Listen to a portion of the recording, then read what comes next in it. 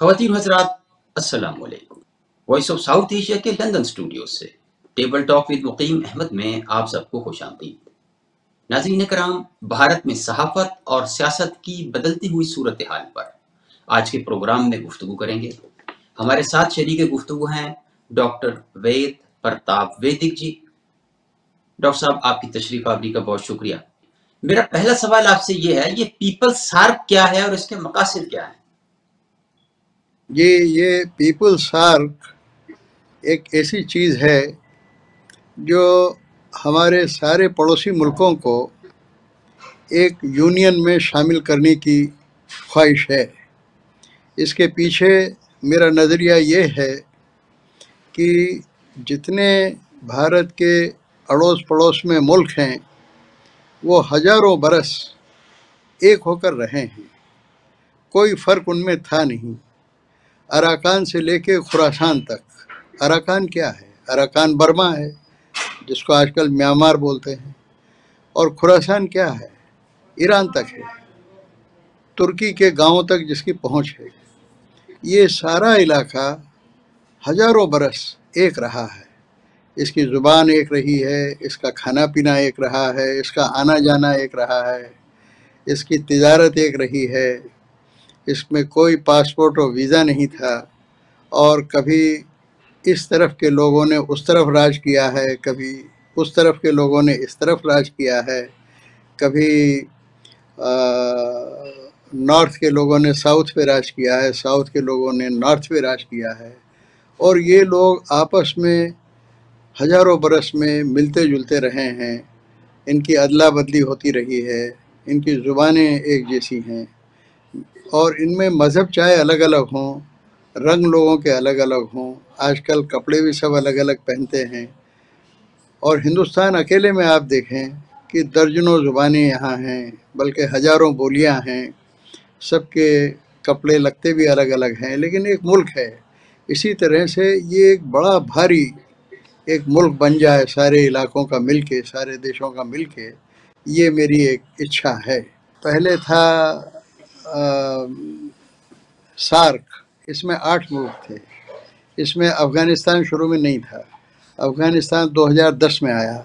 वो भी अफ़गानिस्तान से मेरा बहुत लगाव है, क्योंकि उसी पर मैंने पीएचडी किया था आज से करीब 55-60 साल पहले, और अफ़गानिस्तान में रहा भी हूँ मैं, और मैंने फ़ारसी ज़ुबान भी सीखी थी। तो मैंने अफ़गानिस्तान को लाने की बहुत कोशिश की। हामिद करज़ी साहब से भी कहा, उनके वालिद मेरे दोस्त थे, और जो यहाँ हमारे यहाँ वज़ीर आज़म थे नरसिंह राव जी, वो तो उनके ज़माने में मेरी हैसियत कुछ ऐसी थी जो मैं बिल्कुल नहीं चाहता था, लेकिन मिनिस्टरों से भी ज़्यादा हैसियत मेरी थी। तो नरसिंह राव जी ने जब मुझे उनसे इंट्रोड्यूस किया, तो हामिद करज़ई ने कहा कि आप मेरे अंकल को भी मुझसे इंट्रोड्यूस कर रहे हैं। तो मैंने हामिद भाई से बाद में कहा, मैंने कहा भाई आप किसी तरह से अफ़गानिस्तान को इसमें जोड़िए। तो 2010 में जब मनमोहन सिंह जी प्रधानमंत्री थे, तब उन्होंने अफ़गानिस्तान को भी इसमें 8 मुल्क हो गए, पहले 7 थे। ये 1885 में शुरू हुआ, तो अब तो देखिए कितने 47 साल हो गए इसको चालू हुए। जब ये शुरू हुआ था, उसके पहले मैं हिंदुस्तान के इंस्टीट्यूट फॉर डिफेंस स्टडीज़ में सीनियर फेलो था।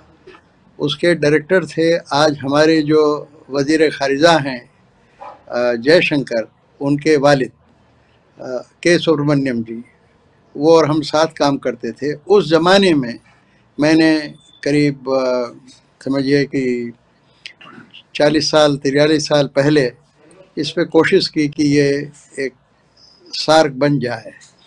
लिखता था, बोलता था, नेताओं से बात करता था, उनको मैं कहता था कि भाई हम सब मुल्क एक हैं, सबको जोड़ें, we are one family, you know. तो वो सार्क बना, मुझे बड़ी खुशी हुई।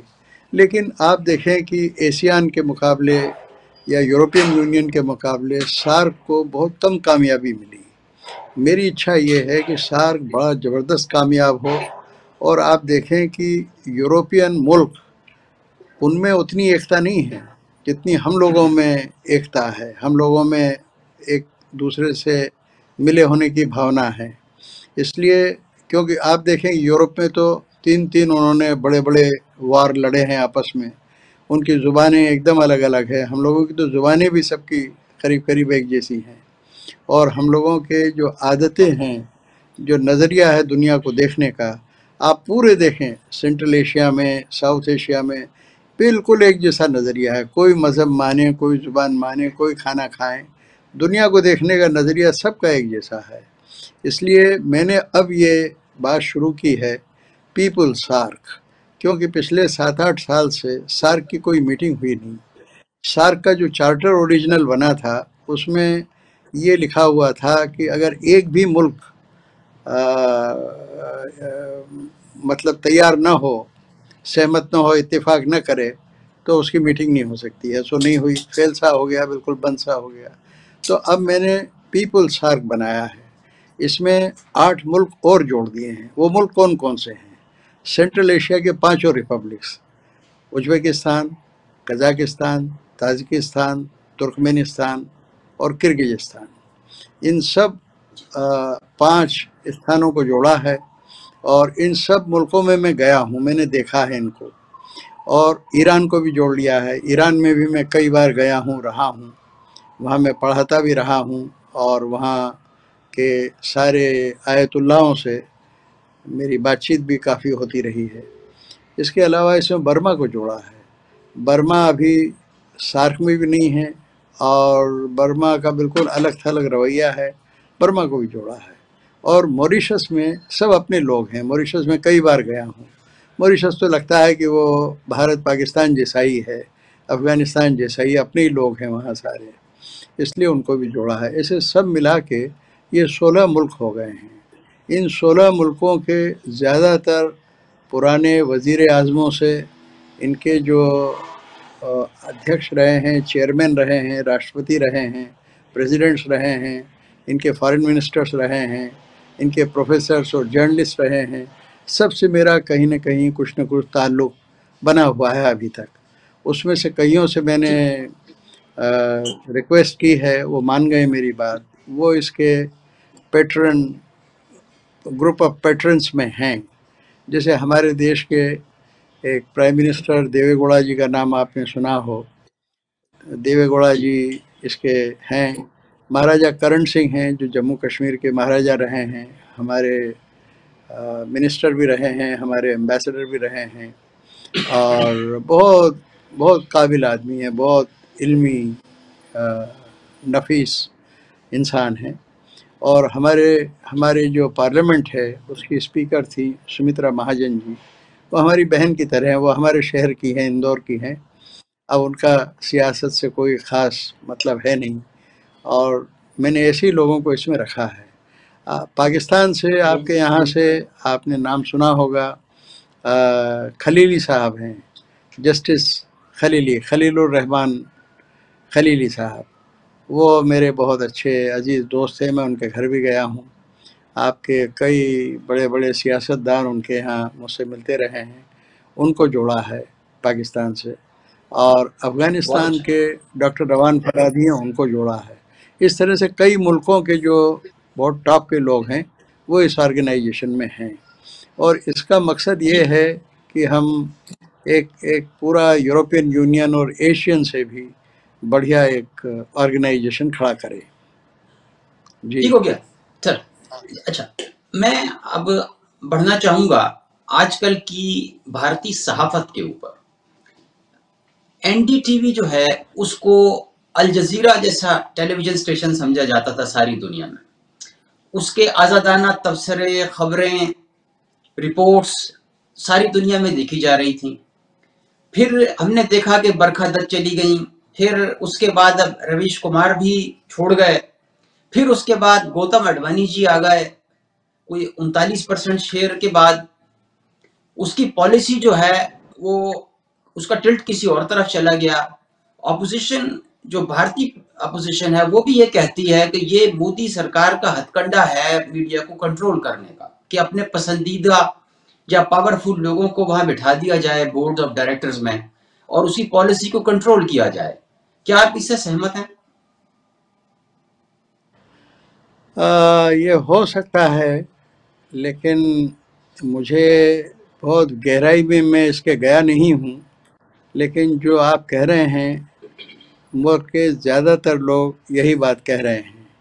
लेकिन मेरा मानना ये है कि रवीश कुमार से तो बहुत मेरा जिगरी दोस्ताना है और मैं उनको बहुत अहमियत देता हूँ, एक अखबार नवीस के नाते, एक मुसाफ़ी के नाते। लेकिन मेरा कहना ये है, लोग अपने आप डरते हैं। डरे हुए अखबारों के मालिक डरते हैं, टीवी चैनलों के मालिक डरते हैं, तो कोई क्या कर सकता है? अपोजिशन के लीडर डरते हैं तो कोई क्या कर सकता है? डरपोक लोगों के लिए तो वो तो चूहे से भी उसी तरह से डरेंगे जैसे शेर से डरते हैं। तो उसके लिए फिर चूहे को बदनाम करने की ज़रूरत क्या है? मैं तो ये कहता हूँ कि सबको शेर बनना चाहिए, ईमान की बात करनी चाहिए। डरने की ज़रूरत क्या है किसी से? और जब आप कोई गलत काम नहीं करते हैं तो आपको डर किस बात का है? बोलिए, डट के बोलिए, कोई क्या कर लेगा आपका? यहाँ वक्त हुआ एक ब्रेक का। सवालात का सिलसिला ब्रेक के बाद आगे बढ़ाएंगे।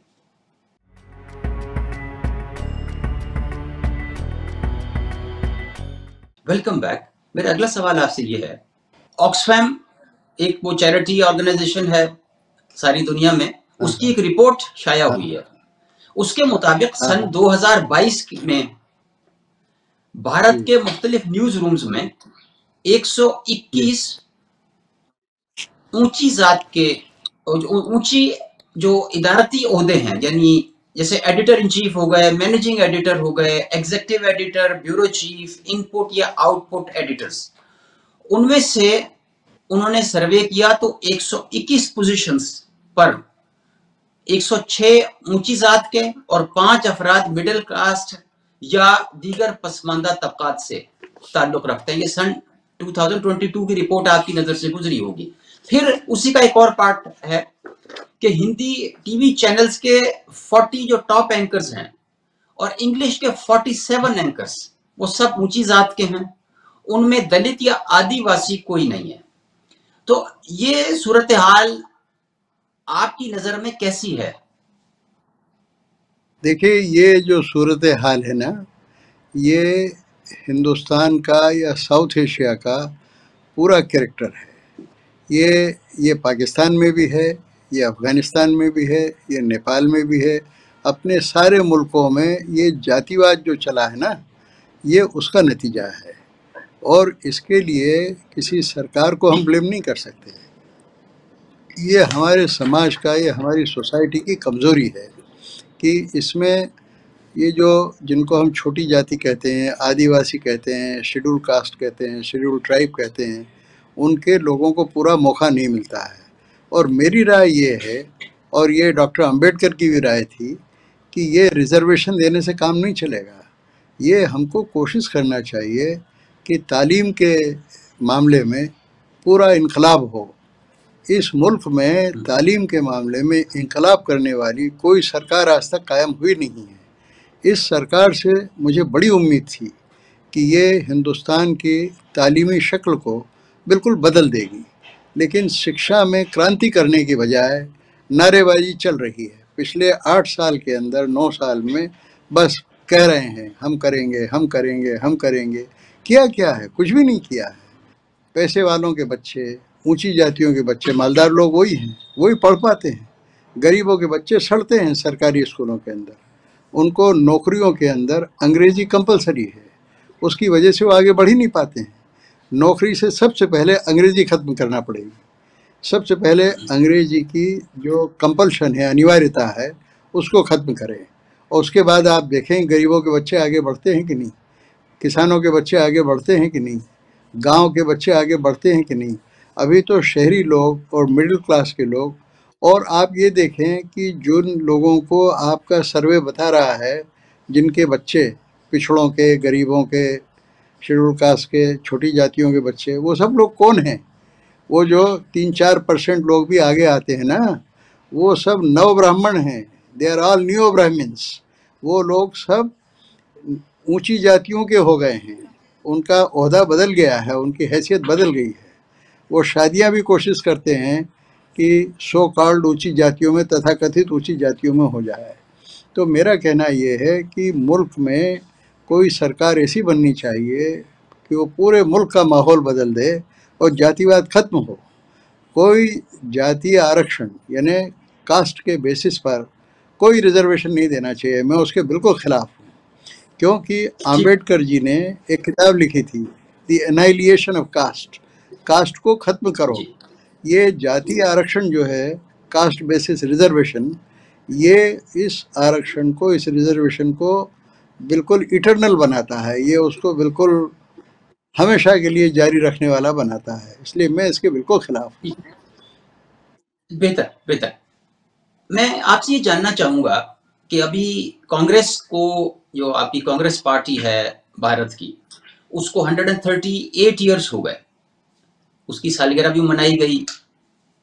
ये फरमाइए, मुख्तसरन कहिएगा, हमारे पास सवाल आपके लिए बहुत है, तो मैं ये चाह रहा हूँ आपसे, मैं जो जितना पूछ सकूं। अच्छा, कम ये कम बताइए कम आपकी लफ्जों नजर में, में। मैं कम लफ्जों में जवाब जी दूंगा, कम लफ्जों में जवाब जी दूंगा। प्लीज। जी जी। ठीक। अच्छा, ये फरमाइए कि ये कांग्रेस कांग्रेस की नाकामी की क्या वजूहत देख रहे हैं? या तो ओवरवेलमिंग मेजोरिटी के साथ जीतती थी, हर जगह हुकूमत बनाती थी, ये क्या हो गया?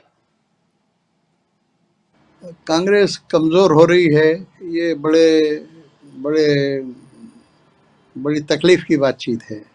क्योंकि कोई भी जमहूरियत, कोई भी डेमोक्रेसी सरवाइव करती है मजबूत अपोजिशन के दम पर, यानी हम्म, मुख्तलिफ पार्टियां हो, उसमें इख्तलाफ करने वाले लोग ज़रा बुलंद हों, तब गाड़ी रास्ते पर चलती है।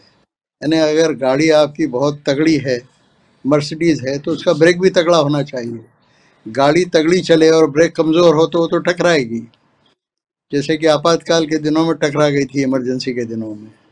तो ये बड़े नाखुशी की बात है, नाउमीदी की बात है कि कांग्रेस तबाह होती जा रही है। मैं समझता हूँ उसका उसका असली उसकी वजह ये है कि कांग्रेस पार्टी नहीं रही, कांग्रेस प्राइवेट लिमिटेड कंपनी बन गई। और बदकिस्मती ये है कि कांग्रेस के ही रास्ते पर हिंदुस्तान की करीब करीब सभी पार्टियां चल रही हैं, एक कम्युनिस्ट पार्टी के अलावा। कम्युनिस्ट पार्टी एकमात्र ऐसी पार्टी है कि जो प्राइवेट लिमिटेड कंपनी नहीं है अभी तक। उसके अंदर अंदर बहस होती है, चाहे वो बहस का दायरा बहुत ही सकरा है, लेकिन खुलापन है। बाकी सारी पार्टियां प्राइवेट लिमिटेड कंपनियां बन गई हैं। कोई बाप बेटा पार्टी है, कोई भाई भाई पार्टी है, कोई माँ बेटा पार्टी है, कोई पति पत्नी पार्टी है। सब पार्टियों का हाल यही हो गया है। अच्छा, ये फरमाइएगा क्विकली कि ये भारत जोड़ो यात्रा जो राहुल गांधी ने निकाली, ये कैसा रहा? ये यात्रा तो बहुत अच्छी हो रही है, क्योंकि हम्म, जो जैसे कोई तारा हो, कितना ही फीका हो, वो दूर दूर हम्म, रहता है, कभी दिखता है कभी हम्म, नहीं दिखता है। वो आपके घर के सामने आ जाए तो आप क्या करेंगे? निकल के देखेंगे, जी, दौड़ के देखेंगे। हम्म, ऐसे ही लोग दौड़ दौड़ हम्म, के देख रहे हैं कि जिसको देखना ही मुश्किल हो, जिसको सिर्फ टीवी पर अखबारों में देखते हो, उसको पास में से देखना हो, तो लोग देखने जाते हैं। एक तो ये है। दूसरा, कांग्रेस के कार्यकर्ताओं में बड़ा उत्साह पैदा हो गया है, इसमें जरा भी शक नहीं है। तीसरी बात कि राहुल गांधी को पहली बार अपनी ज़िंदगी में लोगों से मिलने का मौका मिला है। बड़े बड़े कांग्रेसी नेता मुझसे शिकायत करते रहे हैं कि हमसे तो भेंट ही नहीं होती, हमारी तो मुलाकात ही नहीं हो पाती है। अब आप देखें कि मामूली से मामूली आदमी, सड़क पे चलते हुए आदमी से भी राहुल गांधी मिलते हैं। तो मुझे ये बहुत अच्छा लगा और मैं इसकी बहुत तारीफ़ करता हूँ।